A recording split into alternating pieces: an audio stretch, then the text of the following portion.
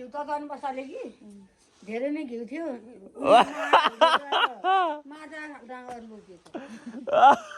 हिजो नि त्यही भएर कुराकानी गरिरहेको के देख्नु छ हाम्रो मामा घर चाहिँ ठ्याक्कै यहाँनिर थियो साथीहरू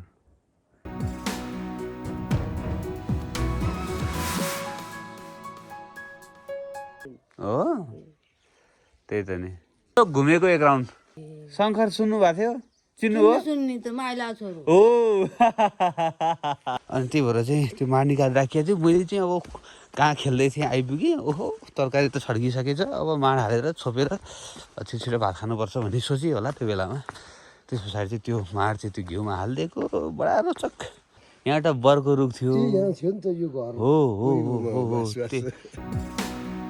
very good morning every one र टक्क लाएर चाहिँ हामीहरू चाहिँ अहिले बिहानमा टक्क उठिसकेका छौँ काठमाडौँ के अरे गोर्खाको यहाँ घरबाट यो चाहिँ हामी बसेको हाम्रो ठुलो बा घर यो ए ठुलो आमा उतापट्टि हुनुहुन्छ यतापट्टि ठुलो बा कता हुनुहुन्छ खै यता यहाँ हुनुहुँदो रहेछ यता दिदी अनि यतापट्टि मेरो विशेष पछाडिपट्टि चाहिँ हिमालको दृश्य देखिन्छ यसरी मजाले हिमाल देखिन्छ हाम्रो घरबाट ठ्याक्कै हिमाल देखिन्छ किप वाचिङ अझै धेरै बाँकी छ ब्लगका केही टुक्राहरू दुसोका राख्नेछु अब गाउँघरको बाटो यहाँ तपाईँले देख्न सक्नुहुन्छ यस्तो खालको चाहिँ बाटो हुन्छ हाम्रो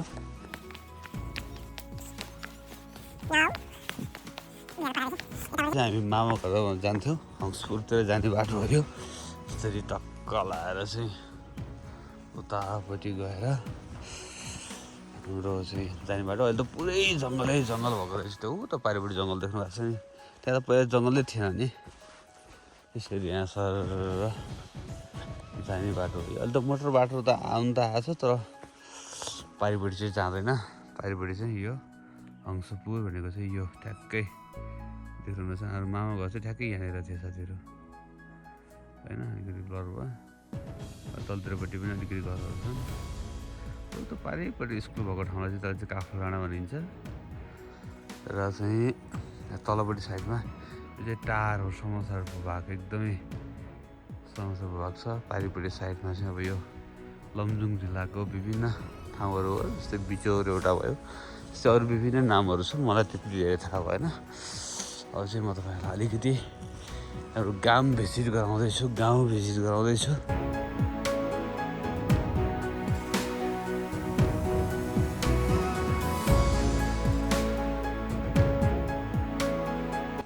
अब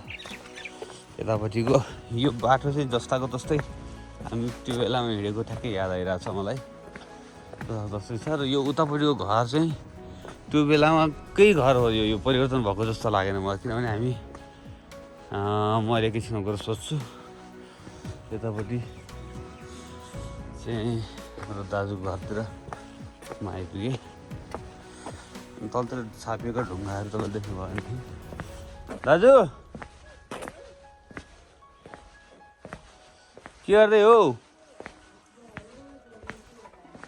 ए नमस्कार नमस्कार नमस्कार चिन्नु हो चिन्नुहोस् चिन्नु न अब धेरै वर्षपछि आएको के चिन्ने बिचरा अनि शङ्कर चिन्नु भयो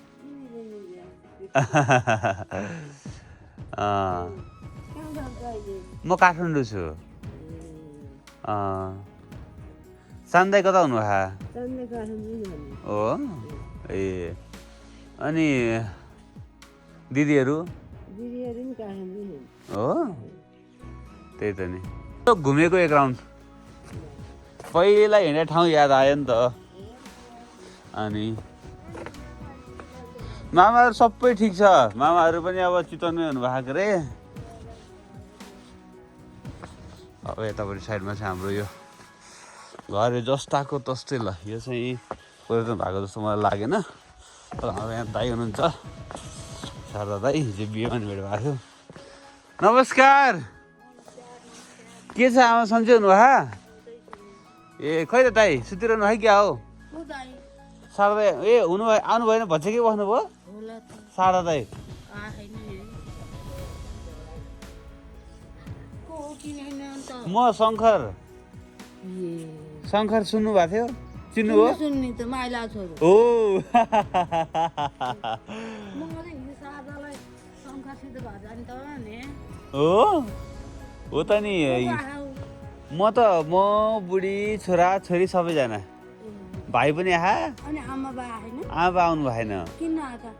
अब बुवा अलि बिरामी बिरामी हो अनि अब म गइनँ अब त जा भन्नुभयो अनि आएको के चिन्ने त अन्त हार नबोलिकन हिँड्ने रहेछु म चिन्थेँ नि हो म चिन्थेँ हामी त्यो 23 वर्ष अगाडि पसल हुने गरे यो नि त हाम्रो गाउँमा पसल त्यहाँ उतो घरमा कोठा पसल हुन्थ्यो अनि हामी टक्क आउने प्रकाश हामी त सँगैको दमोली भयो नि त माने कमाउने आइछ जानु न माथि उक्लिनु न ल आउनु न आउनु ओ हुँदैन होइन म कहिले नै खान्न भाउजू ठिक छ म अहिले हिजो बिहेमा दाजुभाइ धेरै बेर गफ गरेर बस्यौँ हाम्रो त पार्टनरै हो नि त पहिलाको त दाजुभाइ रमाइलो हुन्थ्यो हजुरलाई थाहा छैन हजुर बिहा हो कति भयो धेरै नै घिउ थियो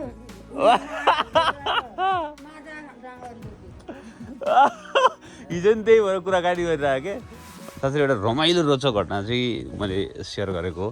धेरै पहिला भन्दा पनि अब 23 वर्ष त हामी यो ठाउँबाट छोडेर चितवन गएको भयो भनेदेखि त्योभन्दा पनि अब 3-4 वर्ष पहिलाको कुरा भने पछाडि म सानो भनौँ न त्यही 6-7 वर्षको उमेरको बेलामा एउटा बडो रोचक अनि सबैले चाहिँ स्मरण हुने खालको एउटा चाहिँ घटना भएको थियो अब त्यो बेलामा अब बच्चाको बेलामा उपद्रव त म एकदमै धेरै गर्थेँ अनि त्यही समयमा चाहिँ एउटा फोन आइरहेको छ खेर केही छैन त्यही बेलामा चाहिँ मैले चाहिँ अब मम्मीले यताबाट चाहिँ हामी गाँडा खोला भन्ने ठाउँमा जान्थ्यौँ अनि उतापट्टि चाहिँ एउटा खोलो छ बडा चाहिँ त्यो बेलाको पपुलर घाँस काट्ने ठाउँ अनि अहिले चाहिँ म यहाँ तलतिर जाँदैछु लामी डाँडातर्फ अनि त्यो बेलामा म भन्दै थिएँ त्यो बेलामा चाहिँ एउटा अब घरमा त हरेकको घरमा भैँसी हुन्थ्यो भैँसी भइसकेपछि अब त्यो मही पार्ने र चाहिँ घिउ तताउने प्रचलन त भइहाल्छ त्यो घिउ तताउँदै गर्दाखेरिमा अब घिउ त एकछिन तताइसके पछाडि त चट पग्लिने भयो होइन त्यस पछाडि चाहिँ हजुरको अनि त्यो छर्के पछाडि चाहिँ अब के हुन्थ्यो भने खाना पकाइसके पछाडि खाना त्यो पाक्दै गर्दाखेरिमा त्यो खानाको जुन पाकिसके पछाडि पाक्नुभन्दा अलिकति अगाडि चाहिँ जुन माड